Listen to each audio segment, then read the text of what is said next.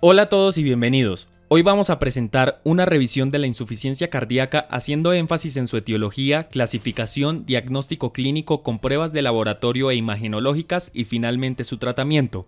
Para ello nos basaremos en la Guía de la Sociedad Europea de Cardiología 2016 sobre el diagnóstico y tratamiento de la insuficiencia cardíaca aguda y crónica.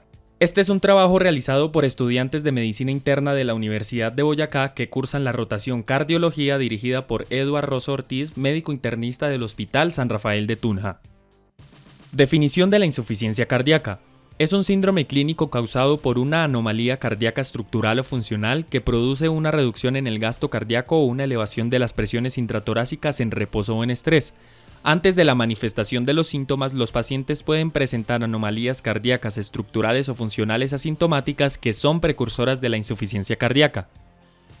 La etiología de la insuficiencia cardíaca es diversa y varía dentro de cada región y entre distintas regiones del mundo.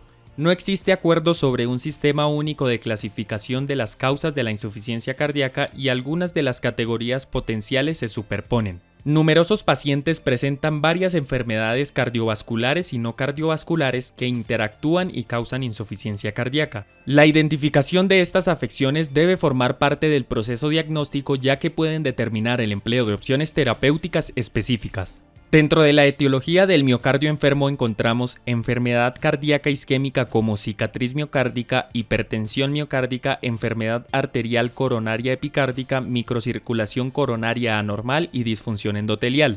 Y por daño tóxico tenemos como etiología el abuso de sustancias tóxicas de uso recreativo como el alcohol, cocaína, anfetaminas, esteroides anabólicos, metales pesados como el cobre, hierro, plomo, cobalto, fármacos citostáticos como las antraciclinas, fármacos inmunomoduladores como los anticuerpos monoclonales, interferones como el trastuzumab, cetuximab, antidepresivos, antiarrítmicos, antiinflamatorios no esteroideos, anestésicos y por exposición a radiación.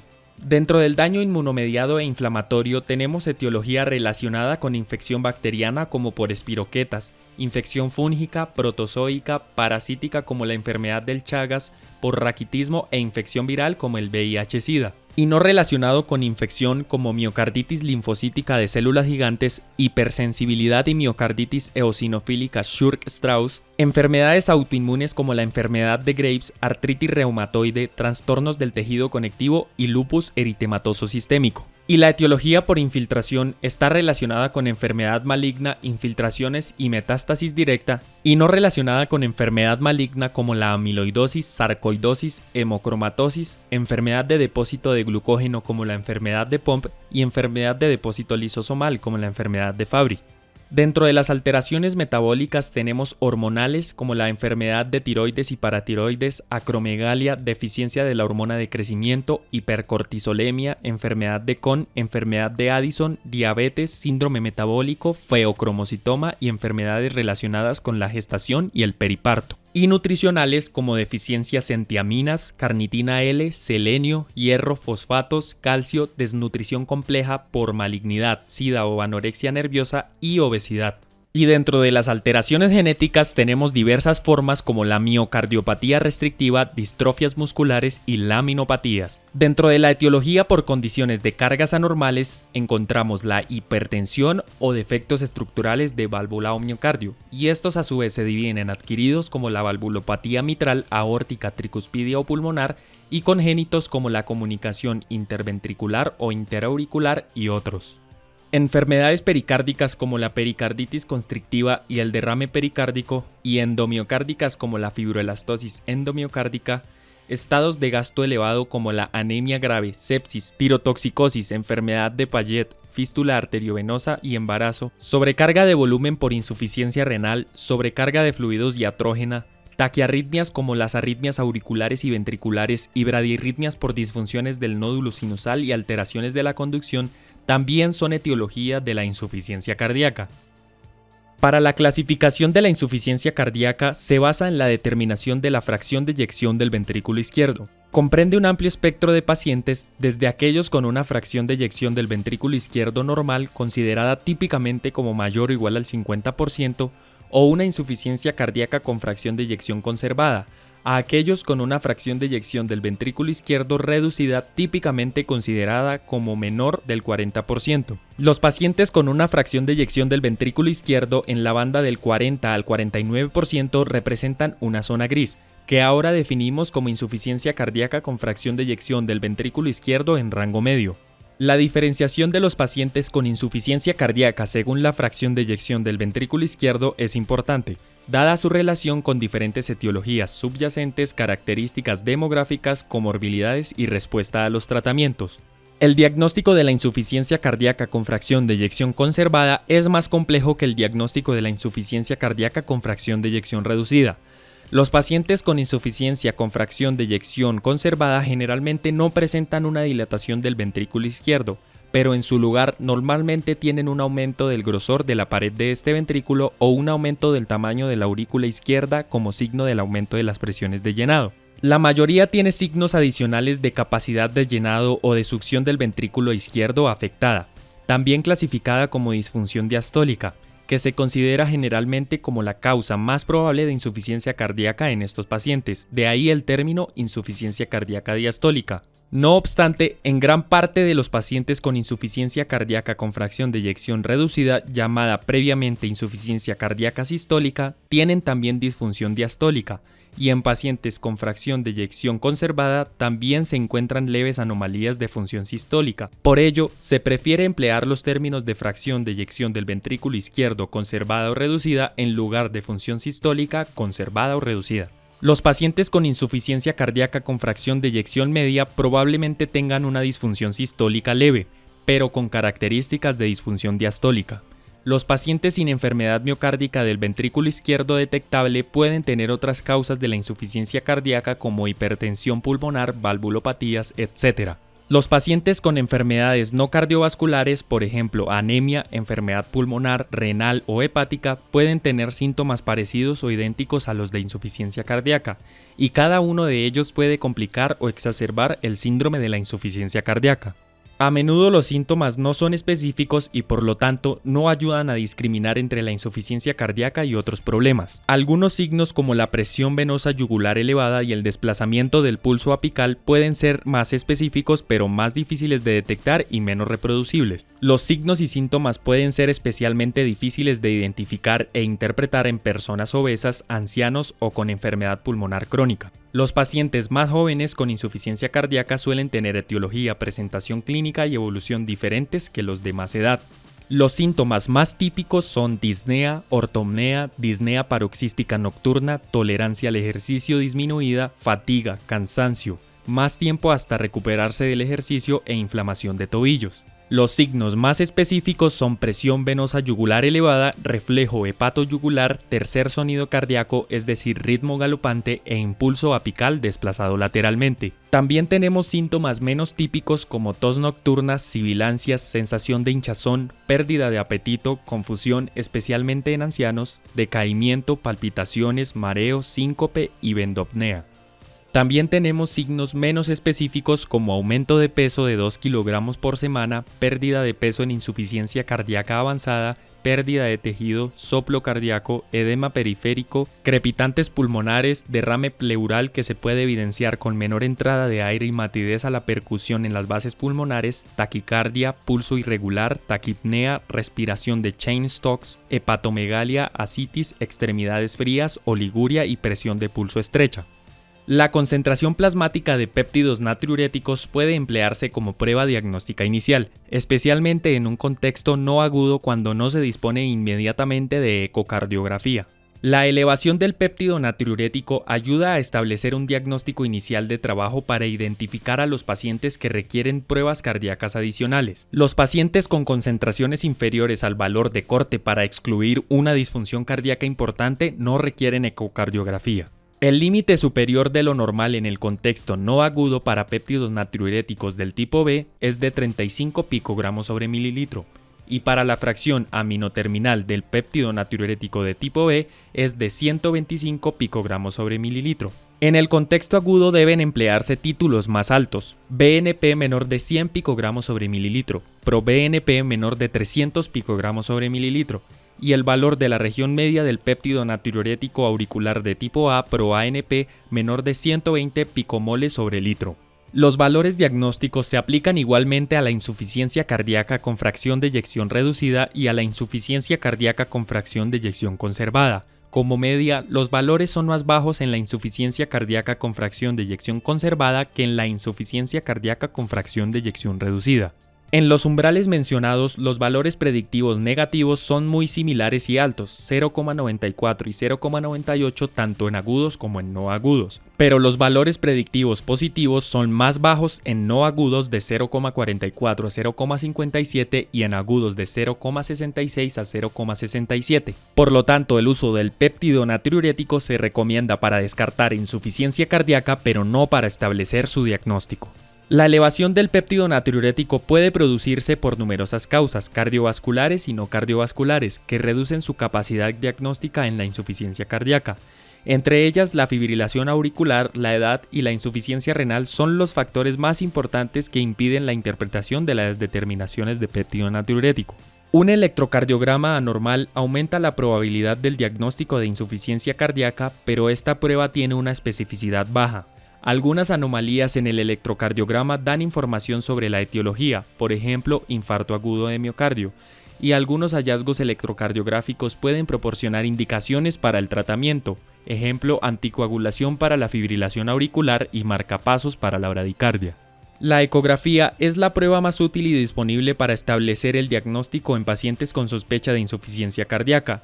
Esta técnica proporciona información inmediata sobre el volumen de las cámaras, la función sistólica y diastólica del ventrículo izquierdo, el grosor de la pared, la función valvular y la hipertensión pulmonar. Esta información es crucial para establecer el diagnóstico y determinar el tratamiento más adecuado.